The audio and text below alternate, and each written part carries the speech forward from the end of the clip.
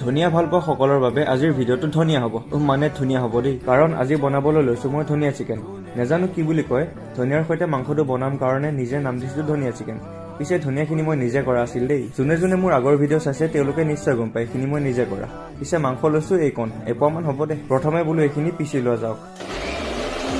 পানী দি পিছি লোৱা আকৌ দেই পনীয়া হৈ গ'ল পুৰা এতিয়া বনোৱা টাইম প্ৰথমে গেছটো জ্বলাই লওঁ পিছে কেমেৰা এংগলটো ঠিকে আছেনে বাৰু কেৰাহী গৰম নোহোৱাকৈ কোনে হাত থাকে কেৱল মই এতিয়া দিলো মিঠাতেল তাৰপিছত অলপ হিলাই দিছো তাৰপিছত দিলো পিঁয়াজখিনিক তেলেৰে লুটুৰ পুটুৰ কৰি দি দিলো আদা নহৰু পিছা হোৱা তাৰপিছত আমাৰ মেইন কেৰেক্টাৰটো মাংসখিনি আকৌ মাংস বনাইছো মছলা নিদিলে হ'ব জানো কিয় নহ'ব কেৱল দিছো আদা নহৰু হালধি আৰু জালুক এনেকৈ খায়ো ভাল লাগে নিমখ মামাক কেনেকৈ পাহৰি যাওঁ